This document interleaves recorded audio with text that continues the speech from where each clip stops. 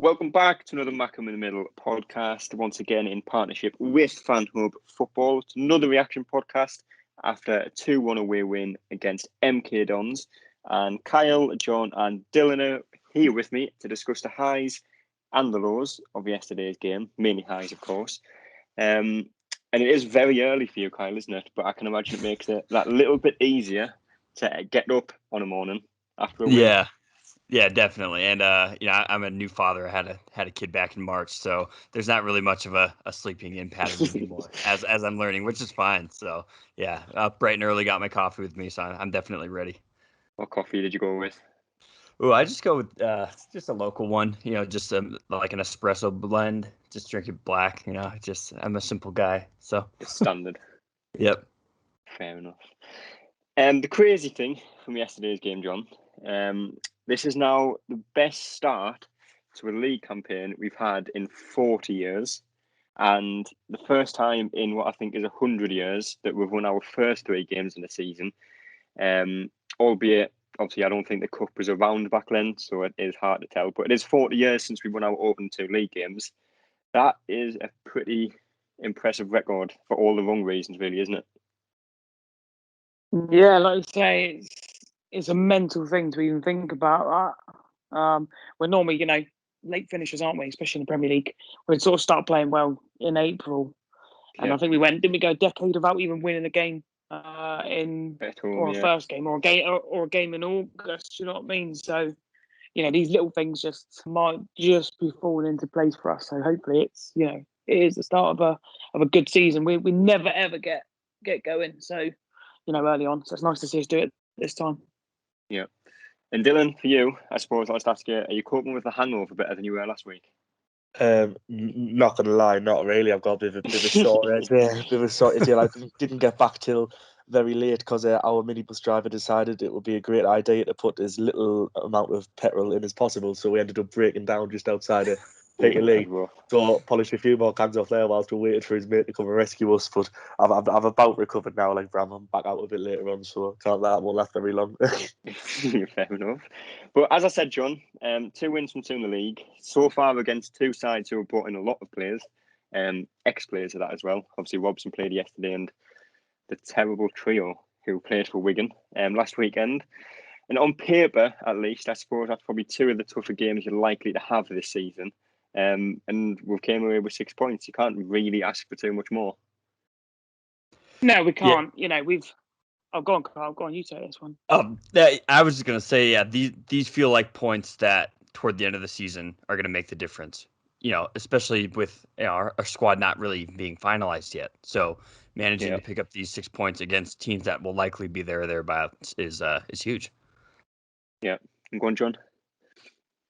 Yeah, like Carl was saying, do you know what I mean? It's nice to get off to a cracking start. Points on the board. How many games in hand have we had in years gone by? And it's, we'll be fine. We'll be fine. It's just nice, literally, just get those points on the board. Yeah, I don't think anyone's taken any real notice of us. We haven't had any players in the team of the week in the League One, and do you know what I mean? None of that interests me. Let's just do our job, focus on ourselves, and I'm not one who's worried about squads like Ipswich and bringing in so many players, and MK Dons have done the same, and Wigan have done the same. We know we've signed 10, 15 players in one summer all at once, and it just doesn't work. Do you know what I mean? Probably credit has to go to the club for keeping, even though we signed, keeping the core of even 09 and McGeady. Keeping that core of the team and just adding to it. Don't get me wrong, I'm as frustrated as probably anybody. We haven't added more to it. But do you know what I mean? Just slowly build. That's how you build it, and it will. We're reaping the benefits at the moment. And a lot of the teams that have got 10, 12 players in they're not hitting the ground running. So it's fair play to us. And 6 points on the board. Like I say, we can't argue with that. Yeah, there is still a long way to go, of course, but I suppose you can only do what you can do. And 6 points from 6 is the perfect start. 3-2-1 wins as well, which is, as people have said, becoming the new 1-1, which will be very welcome. But the team from yesterday's game, I think there were 2 changes in the team. We'll go through it. It was Lee Burge, Winchester, Flanagan, Doyle, Dennis Sirkin for his debut, Corey Evans, Elliot Embleton, Dan Neil moving into midfield, Lyndon Gooch, Aidan McGeady, and Ross Stewart. Possibly just a one change actually with Cirkin coming in. But it was a debut for Cirkin, Kyle, who I know you were wanting to mention. And it's just good to see him starting from the off. Yeah, and another young guy, right? He's 19. And I think with the success that hopefully we're going to see with him and especially Doyle as well, I just think especially Sunderland being so far removed from the London area, right? Because both of these, well, I guess Manchester City is one spot, and then Cirkin's from the Tottenham Academy as well. And the way I view it, and I could be totally off base here, but if you're a young player and you want to just focus on nothing but your craft, right? Because there's so many distractions, I feel like, in the London area, and it's all about Instagram and all these flashy cars and clubs or whatever, whatever that may be. I feel like if you were 19 and you're like, you know what, I just want to focus on being the best footballer I can be, I can't imagine a much better spot for someone like Cirkin than Sunderland. You have a huge fan base, a great academy, all the support and structure that you need to become the best player you can without a lot of the distractions. Sure, you can get into your own trouble and whatnot, but I feel like we can definitely become a destination spot for players like that who really are serious about becoming the best and not becoming the most popular on Instagram or whatever it may be. So I feel like this could be a trend that can work out nicely. But to see Cirkin come out here, embrace the fans, embrace the culture, and come out and have a pretty spot on debut was very refreshing to see. Yeah. Well, Dan Neil moved into midfield, Dylan, and given how well he's played so far this season, obviously he has started at left back, and even when he played at times last season, he impressed a lot of people. Were saying he should be starting games. Does it just make you question that a little bit more why he didn't get much more game time last season? Yeah, it's a tough one because obviously he's a very talented player as we can see, and obviously when he's been playing out on the left, he did play quite well. I think it's more a case of he's not played because of just the amount of midfields we did have at the time, especially last season. Obviously, I mean the likes of Josh Scowen and that were hardly digging up trees, but it was sort of like, is it worth risking dropping them for a teenager, having them be sort of unhappy with that? Where I think, especially yesterday, I don't want to say it was fortunate that O'Nien was ill, but it sort of just makes it an easier decision, especially when you have such a talented natural midfielder on the bench to come in. But I think he came in and did his job, and it would be, to be fair, it would be unfair to drop him from the squad for the next game. But obviously, we saw the injury to Corey Evans, so even if O'Nien's fit to come back the next game, we'll possibly see O'Nien and Neil in midfield. Yeah, and I think I said it on Twitter as well, John. I just can't remember the last time I've seen a Sunderland player with the eye for a pass that Dan Neil has. I'm not sure if you can even name one. The only one that possibly comes to mind is someone like Sessegnon. But we really haven't had many players like that, even in our Premier League years, have we? No, we haven't. And, those sort of players are, absolutely lauded by the fans. Sessegnon was, one of those top players, probably Steve Malbronk, probably up there as well. Those types of players. And I think it's even better, when he is one of our own as well. That does help. I'd probably put Elliot Embleton in that bracket as well. I think it's maybe a bit of a masterstroke that we did send him out on loan. And I think we are reaping the benefits of that. And yes, maybe it was a bit of a blessing in disguise for O'Nien to be injured, so that it gives Neil the start in midfield. I think that is costing us a little bit at the moment with Corey Evans' injuries. I think we're a bit short in the middle because Winchester might have to step in. Then you've got the right back issue as well. But yeah, it's nice to see those forward thinking players, and fair play to Johnson for actually playing them and trusting them this year, as opposed to last season where the plotters just got a game every week. Right or wrong, whatever they did. You know what I mean? So it's refreshing to see. Yeah. How much of that do you think last season, we didn't really see Josh Hawkes, didn't really see Dan Neil, I know Jack Diamond featured a lot. How much of that do you actually think was down to the fact that there wasn't really any time to train? Obviously, it was Saturday, Tuesday, every game. There's little training sessions here and there, but nothing kind of tactical work. I'd imagine it's a lot of kind of like physical activity, getting your fitness up, not too much tactical demonstration, I suppose, John. Do you think that kind of played a part into it last season? Yeah, I think so. Johnson didn't have a pre-season, did he? And then when he did come in, I think a lot of them were hit with COVID, so we're training from home, and then you're only going on what the coaches you've already got at the academy as to how certain players play. So I think that's maybe a way of that he maybe had to trust, the Powers, the Scowans, like we say, but it might have been a bit harsh to give the kids, that time. But at the moment, one or two of them are taking their chances now. I think even Ellis Taylor's ahead of a few of, even Will Gregg's not in the squad. Josh Hawkes is, Ellis Taylor is, and Will Gregg's probably, one of the highest earners at the club.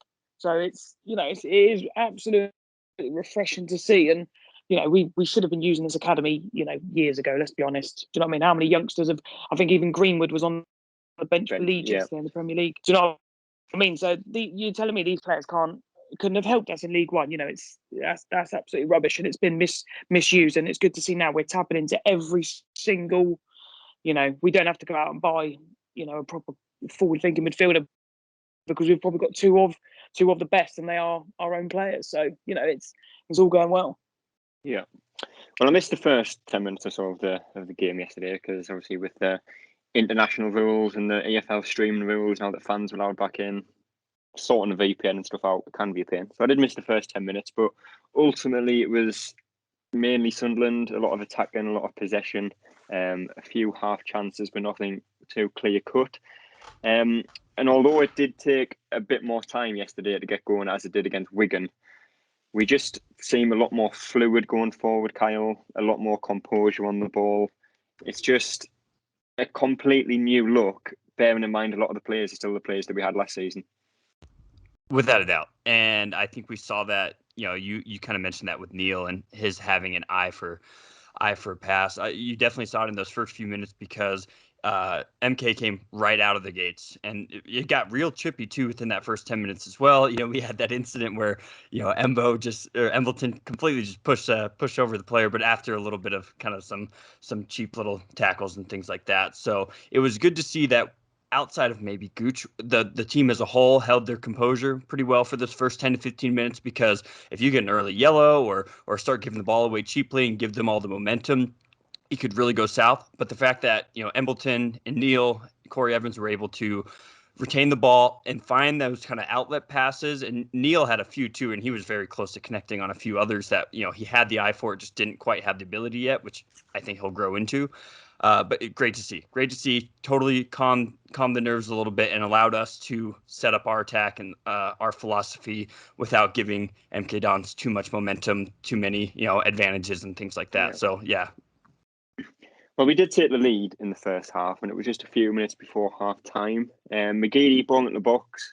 Don't know how many times I said that last season. Hopefully, I've said it quite a few times this season as well. But he's got the ball on the left, put ball in the box. It was spilled by Fisher, and probably the easiest finish Ross Stewart will ever get. And people have kind of wrote Ross Stewart off a little bit, saying, he might not get 30 goals this season, but that he offers more to the all-round player that White did last season. But if you look at the 2 goals that he scored for us in the league, he got the header at the front post, very similar to the types of goals Charlie White scored. The goal yesterday, just a simple tap in the case of being in the right place at the right time. There's no reason, Dylan, that he can't potentially match that tally that Charlie White got last season, or potentially even better it, is there?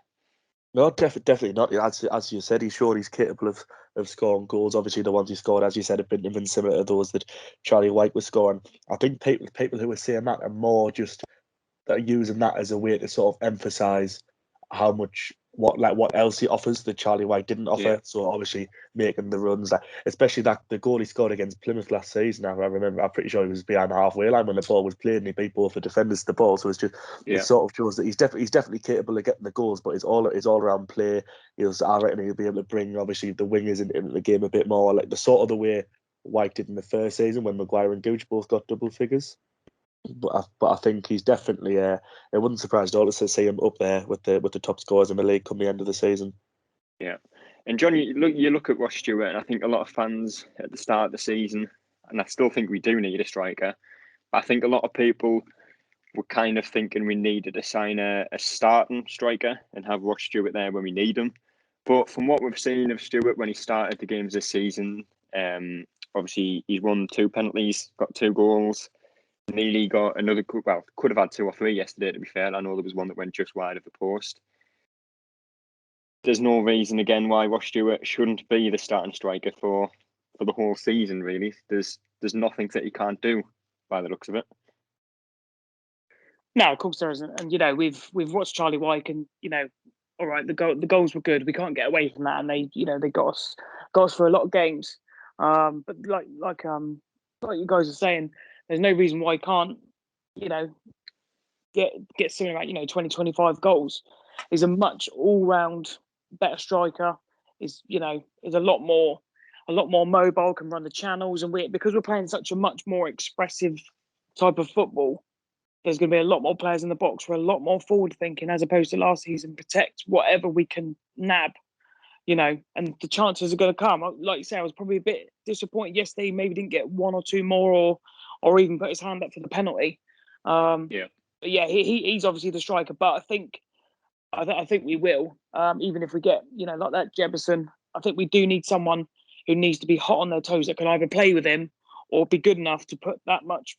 Not pressure, but like competitive pressure on him to be like, you are the main man, but this guy's waiting if you're not on on your game 100%, and that's what we need going forward. Yeah, and just on Jefferson there, John. Obviously, I think there was rumours that he was at the Stadium of Light for, I think it was the whole pre-season game. There's talks of him coming in on loan, and I've seen today that Sheffield United wanted a £1 million loan fee for him. So if that's true, I can't see that one coming off anymore. But, there are still strikers out there that we will be looking to get. I'd imagine Lee Johnson's quite aware that, Aidan O'Brien's not going to get the goals. Will Grigg will score goals wherever he is, other than Sunderland. So again, relying on him probably isn't the best idea. So I don't think we'll get another one in. But we will get into the second half shortly, Kyle. But another big difference I've seen so far this season in comparison to last season is the way we kind of control the game after we score. And I remember saying to John and Michael last season when we recorded the podcast then, almost every time when we scored a goal, the momentum would shift to the opposition team, which, is a very strange thing. The opposition would come at us, potentially get an equaliser and push on from there. But, from the Wigan game, even from the pre-season games and from the MK Dons game yesterday, we scored the goal, we've controlled the game, kept composure on the ball, and it was just last season we would almost inevitably fall off against whoever we were playing. I think a lot of that boils down to timing of when we actually score. Because, for example, I do remember a lot of last season, we were scoring goals, which is don't get me wrong, it's fantastic. Scoring goals within like the first 15 minutes in a lot of those games. And so I feel like in these last 2 or 3 games, we've been scoring, and even, in the cup game as well, we were scoring kind of 5-10 minutes right before the half, which honestly is probably the best time that you can score to go up, because now the other team only has a few minutes to really make try to make adjustments before the first half, but then after that it's the intermission, so it's, everything's kind of reset. So I think it's a matter of kind of the philosophy. Obviously, if we can score early goals, we're going to take it, but being able to grow into that game and really kind of establish our system, establish our dominance in that first half, and then having it result in a goal to go up before the half, that's best case scenario. So I think it's a minor adjustments here and there, but we do show a lot more attacking intent when we do with the ball. And then, like you said, when we do score, I think that boils down to Corey Evans, who knows how to command that back line. All those young guys, too, on the back line, too, they're going to look at Corey Evans, someone who's a veteran, who's been there for a long time, just in the game. That is not at Sunderland, but been there for a while. And anything he says is going to kind of command that respect. And I think Burge as well, having a good season last season as well, he's a little bit more vocal, a little bit more commanding. And I think the mixture of that, having the young guys who are there to learn and listen and buy into that system, especially after scoring a goal, it's now on them to protect that lead. And I think they're taking ownership of that and growing into that role. Yeah.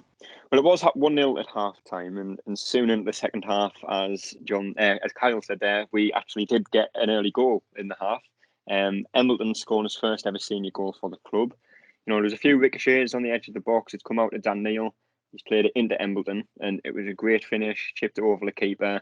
And everyone, including Embleton, I think he even said it after the game in the post-match interview, everyone just stopped, looked at their linesman. Nothing happened. The flag stayed down, and I think it was their right back or potentially even the centre half that was playing him onside by at least a yard or two. And from an MK Dons point of view, John, just play to the whistle. It's schoolboy stuff, isn't it? Yeah, I wasn't too impressed with their defending. I think the half that Embleton side is, they're obviously pushed up. But then you look at, I think it's their right back and their right centre back are sort of well in their area. So they're not, they're not communicating or anything. So it's nice for us to actually punish their mistake. And what a quality finish from Embleton. Yeah. And we spoke about them last week on the podcast. Obviously, Elliot Embleton got the assist against Wigan. And he's really impressed since he came back from loan. And it's really pleasing to see midfielders capable of getting up and down the pitch and being effective at both ends. Obviously, Josh Scowen, he was a very similar player in kind of the box-to-box way. He was up the pitch, he was down the pitch, he was doing the nasty work. But as soon as the ball came from on the edge of the box, you would just know that the ball was going 10 yards over the bar. And it's just refreshing to have a midfielder in there, Dylan, that is capable of both ends. Yeah, no, definitely. I think obviously he's quite clearly got the talent. I think the loan move to Blackpool sort of did him the world of good last season. I think obviously with Blackpool going up, some people sort of use that as a way to say, oh, why did we let him go to a promotion rival? But they were like mid to bottom end of the table at the time, and then obviously they just skyrocketed, and he's come.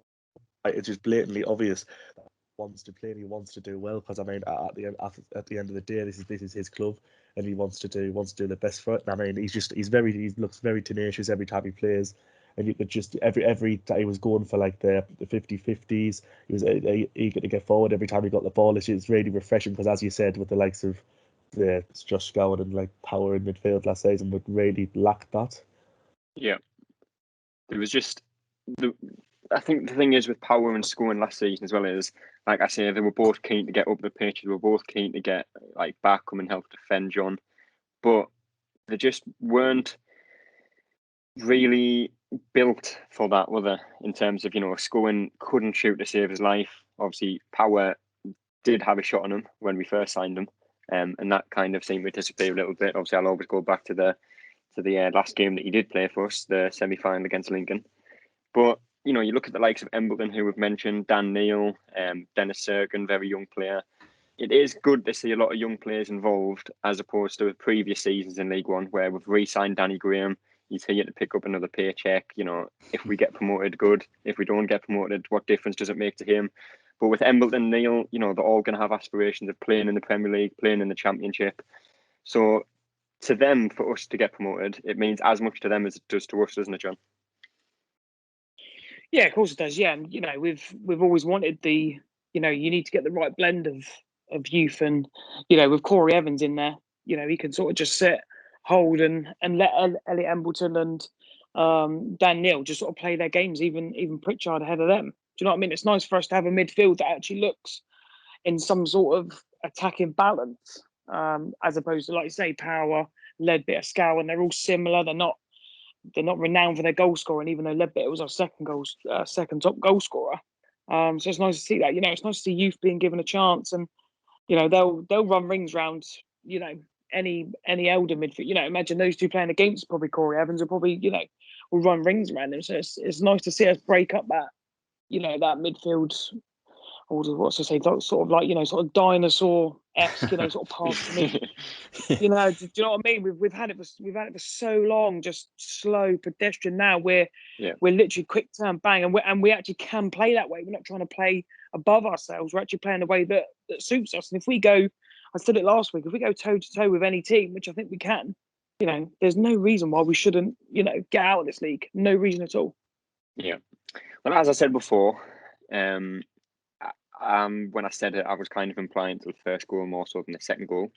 But just a few minutes after we did take after we scored the second goal, Kyle, we're in control of the game, in possession of the ball with Lee Burge. He's rolled it out. Fair to say, he's probably put too much onto it. We've lost possession of the ball and they've went up and scored to make it 2-1. And it's careless moments like that that can really make a big impact on the game and, in the long run on your season as well. And I'm certain it's something that Johnson will have looked at and probably mentioned to the players after the game as well.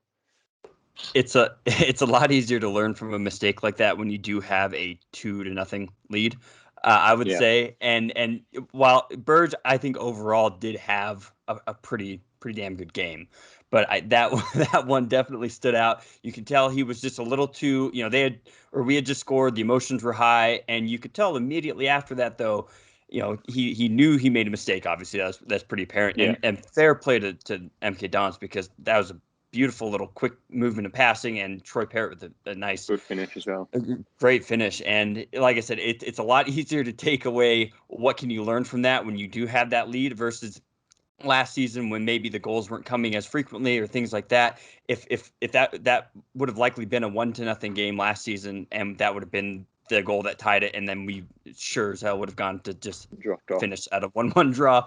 Yeah. So especially this early in the season, he's going to be able to remember this and take it with him every game moving forward, to remember there are times, especially after goals or just emotional things happen, you just have to, as the keeper, have to remember just to slow it down, right? Slow it down, let people get organized. And you definitely saw that take effect throughout the rest of the game, because he slowed the game down, did a nice little bit of time wasting at times. But Yeah.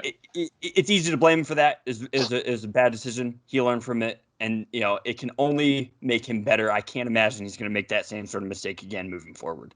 Yeah. And just on the MK Dons goal, John, does Dan Neil potentially shoulder part of the blame for that as well? Obviously, you watch it back, and again, when if you don't have the fancy cameras that Sunderland do at home games, you get one angle of it. And I'll ask Dylan as well after. But from the angle that I saw, I don't know if he kind of let the ball run past him. A lot of the times we see midfielders, the ball come into them, they'll take the touch, then they'll turn out and play it. Whereas he looks to have just let the ball run past him a little bit. Does he shoulder part of that blame, John? I'm not sure. I think he's really keen to get the ball. And I think Lee Burge is the one who does make the mistake in actually throwing it to him. I would like, for a keeper who's got, he was in team of the year last year. I would like to see him hold on to the ball, and even if Daniel's screaming for it, say no. We're 2-0 up. We've just scored, and like Kyle was saying, he almost learned straight after that. It was really good, but it took for him to make that mistake, for us to be punished, for him then to learn. It's almost like naivety. I think just say no. How many times do you ever see, zoom in on the keeper when he makes it, and everyone's calling for it, and he's literally like, no, slow down. Yeah, bounce the ball. Take your time. It's just a little bit of naivety, I think, which it really did frustrate me, because we don't, if it's 2-0, just keep the ball, manage the game. The one thing we were good at last year was slowing the play down and keeping the ball. That's the only real thing I think we were good at last year, which I think we missed. We maybe missed McGeady in the later stages, and Corey Evans. Just keep the ball, just recycle the ball, knock it round. So for me, I wouldn't blame Daniel, because I think Burge has to say no, slow it down, go away, get in your position. Take your time, like he did after, was perfect. But if MK Dons take one of their chances after, we're talking about a draw now, and maybe not, an excellent result. So hopefully, like Carl says, he has learnt that mistake. David Priest will get hold of him this week and say, look, you need to, because he's really commanding. We've heard his shouts all the time, and that sort of thing. But now, let's really put it into effect and just control it. You can see everything. Just control it. That's all we need from you. Yeah. And Dylan, I'm not sure in relation to where that incident happened as to where you were sat, but obviously you were at the game. Could Neil have took a touch, instead of letting the ball run past him, and just kept it simple, played the ball out wide, and like John said, just recycle the ball? Yeah, I'm not going to pretend I had a brilliant angle of that incident. Like, I was sort of sat right behind the goal on the other end of the pitch, so that angle was a bit funny.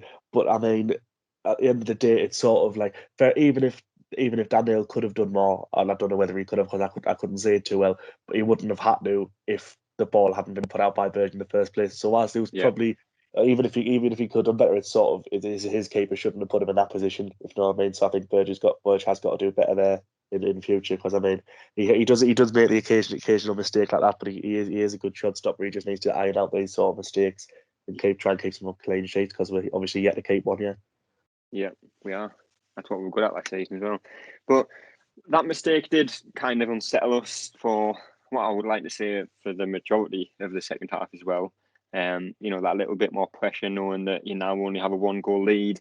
Obviously, the MK Dons, their tails are up, and you could sense a bit of nervousness in some of the passing and some of the movement. But towards the end of the game, Stewart was brought down in the box with the coming together, and I think it was another one of them decisions where Sunderland fans want a penalty, MK Dons fans don't want a penalty.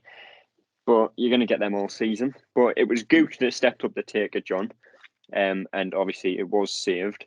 And the person I was watching the game with, obviously, as soon as it's saved, the first reaction is, what a shit penalty. But, I've always said with penalties like that, and I think Danny said it after the game, if the keeper goes the other way, it's a good penalty, isn't it? It's just one of them. Yeah, like you say, how many penalties do they not hit it, that well? But because the keeper goes the other way, everyone's just, cracking penalty. It's a shame McGeady wasn't on there to take it. But I probably would like now, if your striker's banging form, I want to see Ross Stewart grabbing the ball and, taking penalties. I want to see that every single time. It gives us a little bit of nervousness because you score that and it's, game over and we can maybe relax, but we're Sunderland and we don't do things easy way, do we? We don't. We never have. Probably never will either. But luckily, neither the mistake or the penalty miss actually affected the game. Probably for the first time. I know a lot of the times would be recording a podcast last season or talking about the game in the pub after like the first season League One and be saying why, if we didn't do that, we got 3 points, we're promoted, this, that and the other. But ultimately, it didn't make a difference. And people often kind of underestimate the importance of getting off to a good start, Kyle. But to me, ultimately, 3 points in August are still worth the same as 3 points in May are worth. It's all about, as John said earlier, just getting the points on the board, making sure, you're not kind of looking over your shoulder thinking, well, we need them to lose or we need them to get a draw against them. Just focus on your own game, focus on getting the points that you need to get. And that's what we're doing this season so far. Absolutely. And I mentioned it a little bit toward the beginning of the pod, but we're doing this as well with a little bit of a makeshift. I'm not, we're bringing in players like Sirkin. We're very close to, I think, our definite starting 11, but we have changed quite a bit. And, a lot of young players in the fold as well. Getting these points now, these players are going to, as long as health and everything stays on our side, they are going to get better. You can already see it with Neil. You definitely obviously saw it with Embleton and his development, but these are the games that will pay off toward the end of the season. Instead of dropping, 2 points here and there like we have in previous seasons and early on, and you get the momentum, you get the fans, kind of that equity built up in the fans a little bit as well. We obviously want to see a win here on Tuesday, as well, but the fans have a little bit more excitement, a little bit more positivity as well, which feeds directly to the players. Players can kind of sense that and feel that as well. Everyone has a good feel about the club now. Great start, like you said, the best start we've had in 20 years. So, and especially with what we've gone through the last few seasons and with COVID and everything like that, it's just the positivity is just, I really do look forward to every single game now. Whereas sometimes last season you're like, oh my gosh, like how are we going to screw it up next week? But there seems to be a greater sense of belief, and you can see Johnson's vision already kind of implemented, and the players have bought into it so far. Early doors in the season for sure, but winning sure does help. Let me tell you. Yeah, I think we just have to just to that. add, just to add to that. I think it does help as well that there's not that pressure of, if we'd have lost 1 or 2 games, then we'd be like, right, we need to sign X, Y, Z. We need to get a bit. We need to get us going. There's not that pressure of we need a player to come in and literally slot into, to bump us up a gear. That, when we do sign people, which we are going to, there's probably going to be 3 or 4. I would have thought there's not going to be that they have to come in, they have to start, they have to, there's not that pressure as well like we've always had in years gone by. To rush players in, to get them into the squad, to get them, to try and fix something. It'll be nice for a player to come in, say Jefferson, for instance, just as an example, can come in. He's not going to start. He's going to have to earn his way into the team. He doesn't need to because, Ross Stewart's doing fine and we're doing well at the minute. We're winning games. There's that, there's not that pressure now. Yeah, I suppose other than the fullback situation, of course. What have we still got? Yeah, especially with Evans, with his injury record. If he's like that, I think a right back needs to come in this week because, we need Winchester probably to slide to the middle of midfield. We do. But we'll move into play ratings as we always do around this time of the podcast, and we'll start with Lee Burge, who again starting goal as expected. And first half, I don't think he really had too much to do. Obviously, he was quick off his line numerous times. Not going to try and sugarcoat it. It's an awful mistake for their goal after he's rolled it straight to them. There was a few saves that he's made. One where I'm not sure who it was. I think it might have been Isa tried to round him. He's just pushed it inside net. And then, of course, the one where I think it was Troy Powett tried to lob him a little bit. And again, you could potentially question, well, if his positioning was a bit better, Powett wouldn't have to try to lob him. But ultimately, I always say with goalkeepers, it's quite hard to give them a match rating because obviously unless they have an absolute blinder or an absolute howler. But Lee Burge didn't really have either of them yesterday. But based on the fact that he did make a mistake that cost us a goal, I went with a 5, John. I've gone for 6. I thought he was good. Did save us a few times, and when he come out and smothered the ball, I think it's Parrott's feet or whoever the Wigan MK Dons player is. But it would have been a 7 if it weren't for the, what we've already discussed. The stupid little throw out. Just hold the ball and keep us in there. Just keep the ball, keep us ticking over. So I've gone for 6. And Kyle, for you? Yeah, spot on. I agree with everything that was that John said. It would have been a 7 if it wasn't for that mistake. I think he did well, and I think it's nice to know that there's a lot of talk. Oh, do we start Patterson? Is Patterson the guy? This and that. But I think after seeing these first few games, Patterson is going to be a great option if Burge can't go for whatever reason. But I think as our back line gets stronger and stronger throughout hopefully the rest of the season, I think Burge is going to be just fine. I'd take a 6 for my goalie every single day. Every single game for the rest of the season if it meant that we were close to keeping clean sheets for the most part, only allowing one goal here and there. But like you said, it would have been a 7 if not for the mistake. So 6. Yeah, and it's down to Dylan to decide whether it's 3 against 1 or 2-2 for the rating. What are you going with, Dylan, for Lee Burge? To be fair, I would have said a 6 as well for the same reasons. Because although he did make the mistake, although he did make the mistake, some of the saves that he made were brilliant. It was probably the difference between it being 2-1 to 2-2, especially within the last 10 minutes where I was certainly bricking it along with the rest of the 3,000 who were there. So probably a 6. Yeah. Well, we'll move on to Winchester at right back, and I think with Winchester he is.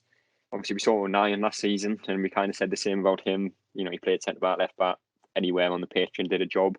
And I feel like Winchester is kind of potentially going to be the player that almost does what O'Nien did last season. Obviously, he's playing at right back at the moment, and I think he's capable of playing at centre back. Obviously, hoping he's going to play in midfield, and especially when he moved into midfield yesterday. His composure on the ball, his first touch, his ability just to, look up, play the right pass was good. So I suppose I'll go with a 7 for Winchester. John? Yeah, same. I've gone for 7. Proper 7 out of 10 player, isn't he, every week, whether it's right back or centre mid. I thought he was very good on the ball. Picks his moments when to pass, very, very, very good. I think we'll need him in the middle of midfield going forward, though. Yeah. Winchester for you, Kyle? 6 to 7, I would say. He was relatively anonymous, which I think for a player playing out of position is exactly what you want, because you'll be noticing him if he's making those mistakes or constantly getting burnt down the side. So the fact that he played his role, and when he had to slot back into the middle, played his role as well. Didn't stand out, didn't take over the game by any means, but we aren't really looking to that for him. We needed someone who's big, physical presence. I don't really know how big he is in comparison, but he does just look a little bit more stout than some of the players we've had in the past, especially in the midfield. But Pritchard. Yeah, well, that's we'll get onto that later as well. But I think he slotted in just fine. And like I said, being anonymous sometimes is totally fine if it means that you're not making the mistake. He did exactly what we needed him to do. So I would say just a 6, just to be fair. I don't think he did enough necessarily to warrant a 7, but maybe I missed it. So and Tim, for you? I would agree. I would agree with the 6. To be fair, obviously, since with him used to be playing in the middle, he did all right at right back. But it's sort of, I wouldn't like to see him there long term. I think he played well, but there was just once or twice I saw him maybe out of position or getting obviously done by the winger. I just think, but once he's back in the middle and we have an actual right back player there, I think we'll see better results because of us. We will. Tom Flanagan, again, started in, I think it was on the right side of defence, I think. And, he made some important blocks. I think there was one where a ball went in and he got a toe on the ball and put it behind. And although with them, you kind of do that knowing that it could go anywhere, but luckily for us, it did go behind the goal and not in it. There was times where his position was a little bit off, and I think it's fair to say he's not the quickest, and you could see that a couple of times when MK Dons tried to counter. And I say it every week. Every time I watch him play, I just think, when's he going to make a mistake? And I feel like I'm not the only person that thinks that. But ultimately, yesterday he didn't make a mistake, so I went with a 6, John. Yeah, same. I thought he defended quite well. I haven't got a problem with him taking one for the team and getting booked, because I think we lost the ball in the middle. We obviously didn't expect to lose the ball, and that's why he's probably just got caught out. But yeah, he gets a lot of stick, and right, some of it rightly so. But this season, to be fair to him, he's done all right. He's sort of gone on under the radar. So yeah, 6 for me. Done a job, hasn't he? Kyle, for you? Yep, spot on again, 6. I think he's good. He's commanding that back line pretty well. You can see him always communicating with Doyle, who does have still a lot to learn, but it's obviously ahead of his years. But so I like him back there, kind of having that presence. And like you said, if he reads the ball correctly the first time, he's usually there for a header or at least to kind of break up play. But if he's that step off or kind of misreads it for a second, it does come down to tactical foul territory, which he also has done pretty well. So you can't really fault him too much for that. Yeah, I think a 6 is fair. Dylan, for you? Yeah, definitely a 6. I mean, after one of the blocks he made, I got a bit carried away and called him Flanavaro at one point. But no, I agree with what you said. Though he always just have a sneaking suspicion that he's going to make a mistake at some point. And I mean, obviously with Alves coming in, it would be interesting to see where he goes in the pecking order. Obviously with Wright and Flanagan, because I don't think, other than to be fair, other than Doyle, I don't think any of the other ones are really guaranteed to start at this point. Yeah. And just on Alves, John, obviously he signed on loan from West Ham. I think it was on Friday that he signed. It kind of came out of nowhere, and it is fitting with the signings that we are looking to make. Obviously, Jefferson linked, young Premier League player, Doyle, young Premier League player, same with Serkin, all highly rated.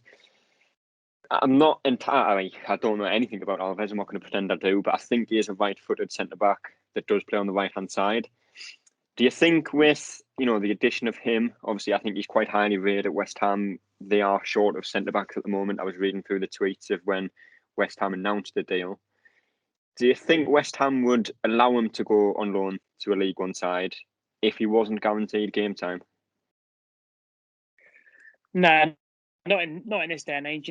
That's why they send him, and they probably looked at Dion Sanderson, what we've done with him, and I'm sure we've said to them, look what we've done, with Dion Sanderson, and even Callum Doyle, to some extent, look what this kid's doing already. The things that I've read about him is I think he's supposed to be very good at bringing the ball out, which is obviously the way we're trying to play it, which is a little bit more advanced than say a Bailey Wright or a Tom Flanagan. But I think you do need those 4. You do need sort of a chalk and cheese, if you know what I mean, sort of the rugged defender of Wright and Flanagan, and then the ball players will say, Callum Doyle's decent on the ball, and by all accounts, Alves is good on the ball as well. So it's a little bit more of a shift in just an Alim Ozturk at the back or Glenn Loovens. God forbid we ever get any of them again. Do you know what I mean? It's the shift change in. Let's get the ball, and let's play it out, as opposed to let's just lump what are balls into empty channels. Yeah. Ozturk criticism in 2021. I wasn't expecting that one. I could name you any rubbish centre back, trust me. But Callum Doyle, who you have mentioned there, did start again alongside Flanagan, and in the games that he's played, he has impressed a lot. His passing is, just first touch. There was a couple of times yesterday where I think he's tried to kind of overplay it. I think once he did get caught out. Once I think he brought the ball out of defence, ended up at the halfway line losing it, and instead of just tracking back, getting back into position, he went and won it back and started an attack. So I went with a 7 for Doyle. And again, I think, he just did the same as Flanagan, but with the added ability of, like you say, playing the ball out, switching the play, which I will never get sick of watching them passes because they are just so good to watch. So yeah, 7 for me, John. I went for 6. I thought he defended well, but like you say, a couple of times just overrun it. And even though he won it back, a better team might sort of punish that. And I think that's maybe a couple of things that, in youth football that he's used to. He's probably used to being able to step out, with how like Man City play, sort of step out with the ball without sort of being challenged, if you know what I mean. So maybe just needs to brush up on them, but he is only 17, so we'll give him the benefit of the doubt. Well, and Kyle, for you? Yeah, I think 6 is honestly fair. Again, I do remember that play you're talking about, though. He did lose the ball, and just seeing the way he was able to kind of hound the player and get the ball back. I mean, I imagine as any League One player, seeing someone of his size and his ability all of a sudden right up on your back and, trying to play out of that. And he did an excellent job of not just committing a foul immediately, like we have seen from center backs in the past. Yeah. He didn't even just win it back, though, did he? As a 17-year-old, he bullied them off the ball as well, which is something that we haven't seen enough of. Yeah, and just like you said, like his splash passes, I was talking about in the Discord chat, just saying like I shouldn't, it's only been a few games, but I shouldn't still be like audibly being like, gasping at some of these passes. Like, oh my gosh, like it's just a joy to watch, and just let's enjoy this season with him, because we'll be watching him, starting one of these afternoon games here in the Premier League. I would assume sooner rather than later. So what a joy to watch, and just a feather in the hat for Lee Johnson and the team to get him through. And if we can develop him, then I'm sure Man City's got a few other Callum Doyles in the wings that they can send our way for future seasons. So and Liam Delap would be nice, wouldn't it? I'm sure he's got a few goals in this league. But Dylan, for you, Callum Doyle? I would have said a 7. I think he was definitely our best defender on the day.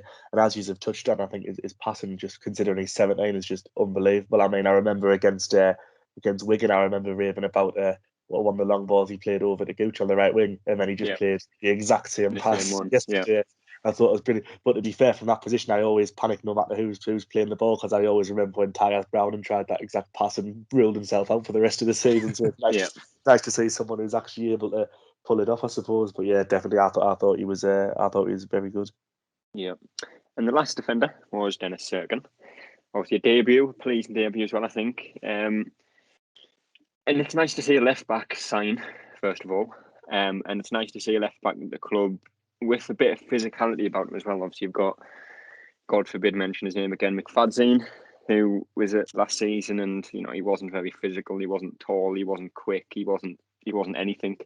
You've got Denver Hume, who obviously I've heard he's rejected. Well, he rejected a first contract and then rejected an improved contract recently as well, so whether he resigns or not. But again, he's a player that likes to get up and down, but in terms of defensively and physically, it was too many times he was beaten. And even likes of Oviedo, I mean, Declan John's the same size. We never saw him. I'm still not convinced he exists. But with Dennis Cirkin, obviously there was a few balls over the top. He looks good in the air. He looks strong. He looked quite quick as well, and he put some decent balls in the box in the short time he was on the pitch. Obviously, I think he went off with cramp, which is somewhat understandable considering I don't know how much football he has played recently. But I went with a 7, John. Yeah, same. I thought he was solid solid enough. I'm still here. You hear me? Yeah.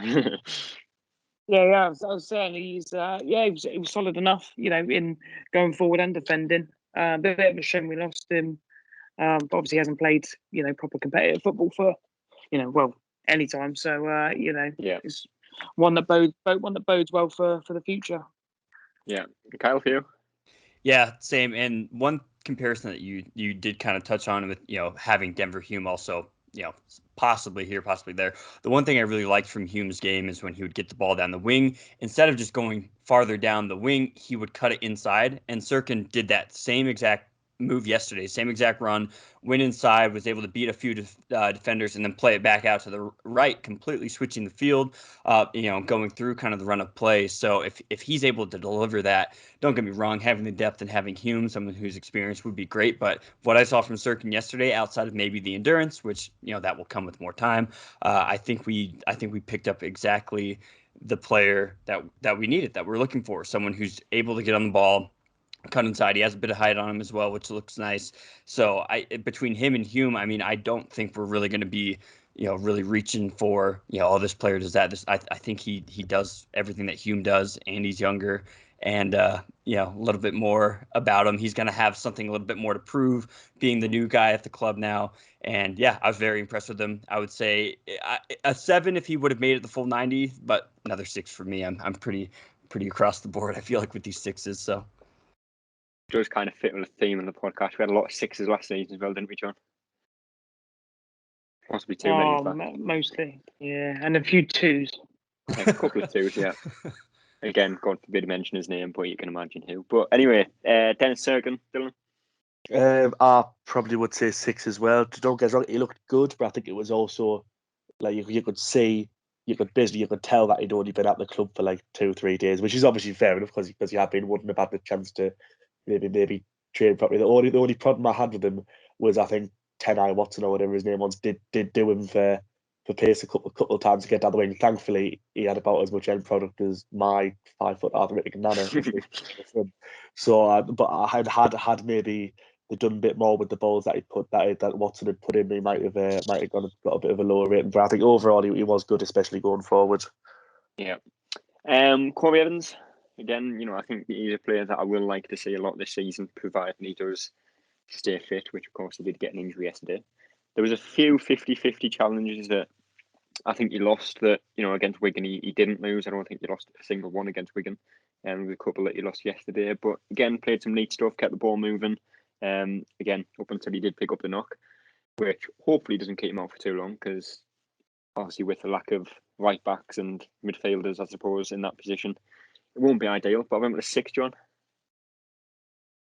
Yeah, same customary 6. I thought he did well in parts, and other times I thought MK Dons just had a lot of the possession, which frustrated me a little bit. And the only thing that we did miss him just keeping the ball and recycling the ball. So it'll be a big mess if he is injured. Yeah. Kyle, for you? Yeah, probably about the same at a 6. I think we were at times a little overrun, I felt, and maybe that's after he went off. It's all kind of blending into one long game. But yeah, I think for those first, like I said, especially in those first 15 minutes, like we were mentioning, he did a great job of saying, hey, they're going to be coming at us full attack. Let's just settle down. Let's just move the ball around. So I think those first 15 minutes were his strongest by far. And then started to kind of peter out a little bit, and then he did have to go off. So fingers crossed that it's not anything too long term. It is nice to know that, hopefully if we can sign another fullback, but having Winchester be able to slot in, having 09 who didn't play today, to possibly slot in for him could be an option. But yeah, I think he had a very strong first half, and then started to kind of die off a little bit, which will happen. A couple of games already, so it's a long season ahead of us. But yeah, I was overall, I think he did his job. Yeah. Dylan, for you? Yeah, no, I'd agree with what everyone said. Obviously, he did his job well before he got injured, and obviously, I hope he's not out too long. But as you were saying, some of the 50-50s he was going in for, he did lose. So hopefully that was just a one-off, and he can be a bit more. What's the word? A bit more like it was against Wigan, basically, where he just sort of dealt with it. Bit more Lee Cattermole-esque. That's the one. We will rattle through these ones quite quickly. I'm getting on a little bit. Daniel, obviously got the assist for Embleton's goals. Passion was great throughout. Worked hard in midfield. 7 out of 10 for me, John. Yeah, same. Thought he was very good. I got an assist into left back when we need him. So yeah, 7 for me. Yeah, Kyle. Yep, 7 as well. I think the pass to Embleton that was slotted through, the thing I loved about that was his quick decision making. I think last season we would have seen the midfielder immediately try to find McGeady or find Gooch on the wing, but to play it right down through the middle, we've been missing goals like that, especially to attacking midfielders. So the fact that he's able to identify that pass, make it happen quickly, perfectly touched to his feet. And like we said earlier, his eye for pass is fantastic. He was very close to connecting on a few passes that would have broken open an attack easily. So I think the vision I think is the hardest part for a midfielder of his age. So the physicality and to be able to make those passes will come with time. The vision is what has to be rock solid, and I think he's got it. Yeah. Dylan, for you? Yeah, definitely a 7. I think he sort of backed up everyone's calls for him to get a start in midfield.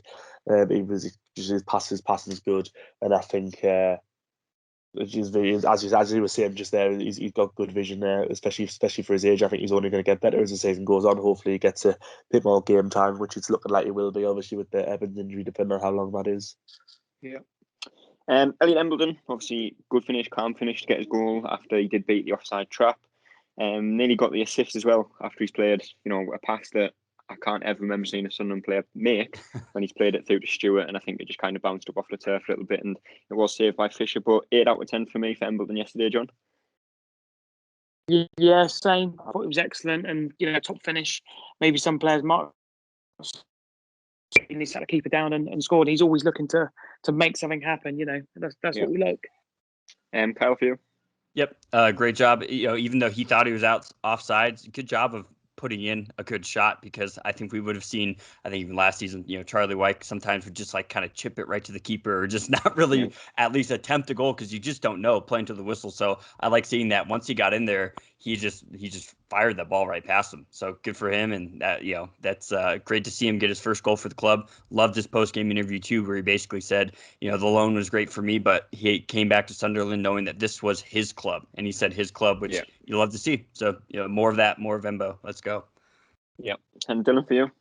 Yeah, definitely in it. I mean, obviously his goal was taken brilliantly. As soon as he turned and saw the linesman's flag wasn't up, he just waltzed up the goal as calm as you like and threw it in the back of the net, which is obviously what we like to see. Took advantage of the MK Dons defence going to sleep when they thought it was offside. So yeah, I thought he was brilliant. I would agree with it. Yeah.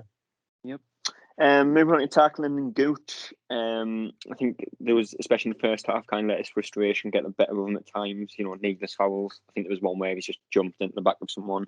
But again, as we've said a couple of times now about Gooch, held on the ball a few times a little bit too long instead of just kind of beating the man, putting the ball in. But there was a few chances he had, I say half chances, a few good efforts on goal.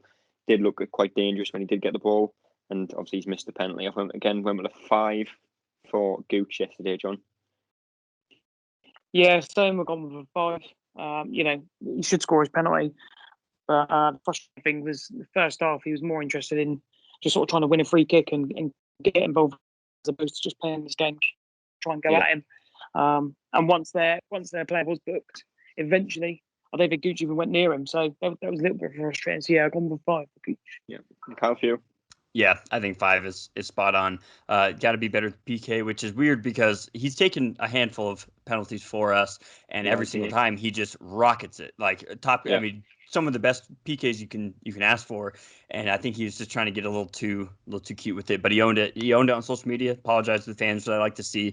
But yeah, just didn't quite have it from the start. I think he was a little too fired up. I think he remembered his goal that he scored last time he was here, and he was trying to do a little too much. And props to the MK Dons defender, because he wasn't having any of it. Didn't get fired up as well. That Gooch kind of. I really don't mind the emotion. I think you have to have somebody like that in the team to kind of set the tone, but just this time just didn't work out for him. Yep. Dylan, for you? Yeah, I would say a 5 as well.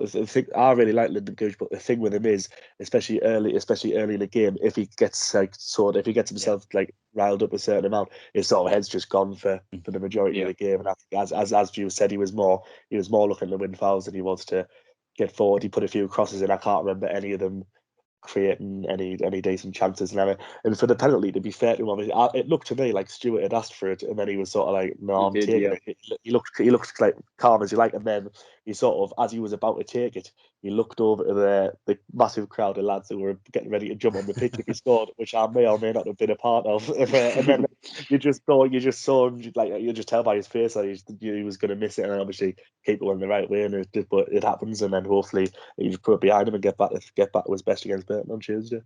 Yeah. McGeady obviously got the half assist, didn't actually register as an assist because obviously the keeper's touched it before Stewart got to it, put some decent balls in the box, but again, didn't really have too much involvement, didn't have too much of the ball. Yet we've still come up with the win, which again, like we mentioned last week, is excellent to see. So 6 out of 10 for McGeady for me, John.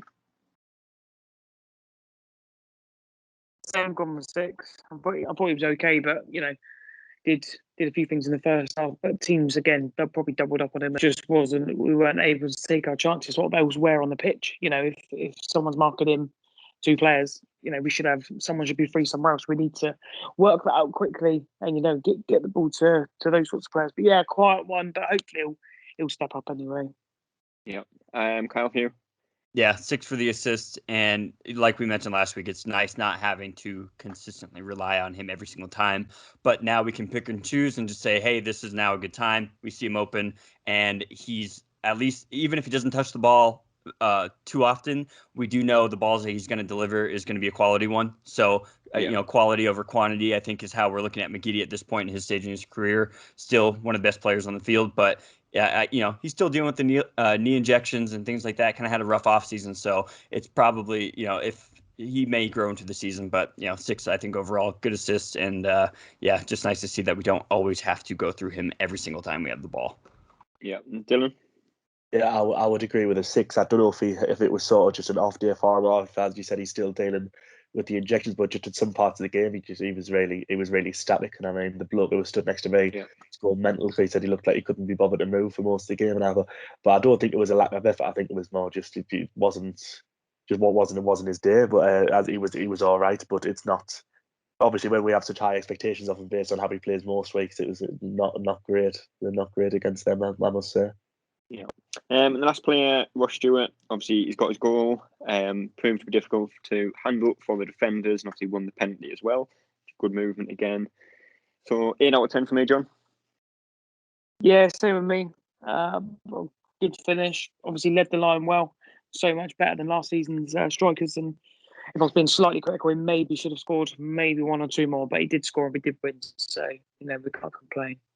Yeah. Kyle? Yeah, I really want to give him a 9, really bad. But maybe if he would have taken the PK and got that, but he was the one who earned it. I think the thing that I really like to see from Stewart is that, and compared to Wyke, and I promise we won't keep comparing Stewart to Wyke because we have Stewart now, but his 0 to 60 years acceleration is so much better because he's got those long strides, so he can immediately press and immediately, kind of make those moves, especially the one that got him the penalty. He reacted before the defender could, and he immediately got to his top speed to be able to get in front of him and draw the foul. So it's great to see, instead of Wyke, who took probably about 5 or 6 steps before getting to whatever his top speed was, he's able to get to his top speed much quicker, and that makes the defenders, like, they can't sleep for a second, because now that we have quick ball playing midfielders, as soon as they turn off, he's able to take one to 2 strides, be at top speed, be right by him, and good finish to put that his goal across the line. Being able to be there, so those long legs is just it's incredible to see. Just being able to be in the right spot. So yeah, I would really want to give him a 9, but I think 8 on his body of work is totally fair. Yeah, Dylan, for you. Yeah, I would agree with an 8 for the Loch Ness drug. But obviously he got the goal. He played well. He was a nightmare for the defenders, especially with the long balls coming in, especially from goal kicks. He was always backing up against the defender. Where he won most of his headers. To be fair, the only thing I want to mark him down for is I think it was either a counter attack or just a really good bit of play. And he's like, he was running down on the left hand side on the cusp of a really good chance, and then it was just the most blatant dive I've ever seen in my life. And we didn't even get the free kick for it. And obviously, I know most teams in this division do the occasional dive. This that. If you're gonna do it well. They do it that way. I'm not much atrocious. I just looked at him. I was like, "What are you doing?" It's a big guy to be falling like that. It just doesn't look right. It's a long way to the ground for him. Long way to the ground. Exactly. Quickly go through man of the matches, just 1 or 2 words, obviously depending how you want to say the name. But I think I went with Embleton. John, go with you. Yeah, Embleton, the same. Yeah, quality. Couple more than 2 words. I'll let you off though. Kyle. Embleton for me. I think that enough said. Yeah. Dylan. Embo, some boy. That's it. Yeah. Well, the next game is Tuesday against Burton, another away game, and I'd imagine another big following from Sunderland. Predictions for that one: I think we're going to win 3-0. Clean sheet. Ross Stewart hat-trick. Dennis Cirkin assist. I'll leave it there. John, predictions? 1-0, Ross Stewart. Ross Stewart 1-0. Kyle? I'll gladly take 2-1. I also want to see more Pritchard. I think Pritchard 2-1. came on toward the end and did very, very well. I love seeing someone a little bit more dynamic, small little guy. The pairing of him and Stewart up top was just hilarious to see. So more Pritchard. I'll say 2-1 with Stewart and Pritchard. 2-1. Dylan? I think it'll be harder than some were anticipating, especially with them having done Ipswich. It was Ipswich that beat 2-1, wasn't it, that weekend? I couldn't tell you. I'm sure they beat Ipswich. Whoever it was, they beat an alright Yeah, it team. was. Yeah. I think we will win. I think I'll say 2-1 McGeady and Stewart. 2-1. The new 1-1, 2-1. But that is all we have time for. A little bit longer than I was anticipating. But it's all good. It's all worth it. Appreciate you all joining me. Yeah, no problem. Thanks Happy for to be having here. us. Again, we'll be back on Wednesday after the Burton game, discussing hopefully another win. But until then, we will see you later. That's all, folks.